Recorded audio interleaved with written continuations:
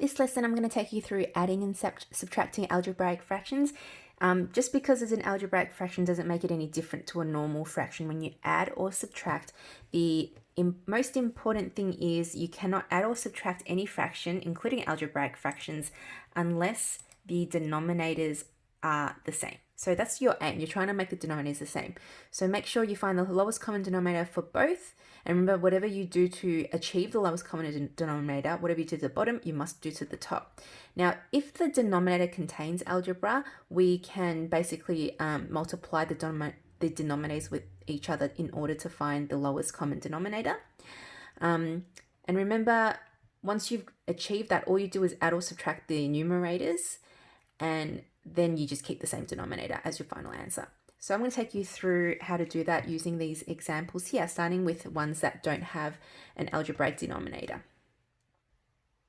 So here we are, same as you would if you were trying to subtract any normal fraction. The denominators have to be the same before you can actually apply subtraction. So the lowest common denominator for 3 and 4 would be 12. And to make 3 into 12, we multiply that by 4.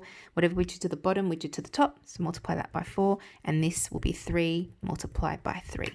So then we're going to get 4x at the top. And then we're also going to get minus 9x at the top. And then I can write them all over 12. Then 4x minus 9x is going to give me minus 5x over 12, and that's going to be my final answer. We do the same thing right here as well. So the lowest common denominator is in fact 8, so you just multiply this side by 2. So then we have 10x at the top plus x, and we know that the denominator is going to be all 8.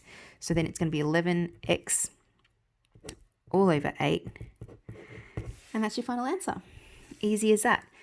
Over here, same thing. Its lowest common denominator is going to be a 6. So to make that into a 6, we're going to multiply by 2.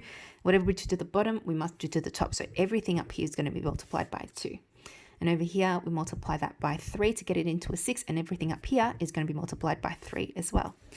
So then we have at the top, if I go all the way and just expand it, that's going to be 2x plus 4 plus 3x minus 12. So basically I'm expanding as I'm going through and rewriting that. That's going to be all over 6.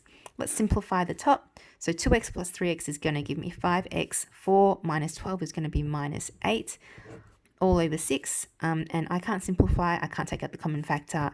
This is the best I can do, and that's my answer there. So pretty straightforward. It's just like normal fractions. And let's go into some questions where we've got the denominator that has pronumerals in it. So how do we make, what's the lowest common denominator for x and 3x? Well, we can easily make that 3x by multiplying by 3, and then they'll be the same.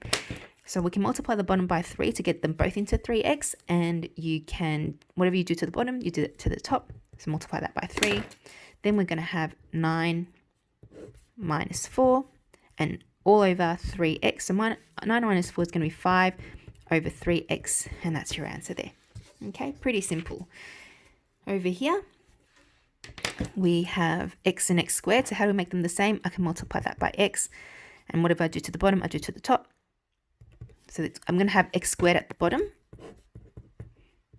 and it's going to be 4x plus 5. And I can't do anything, I can't simplify it anymore. That is the best I can do. And there you have it.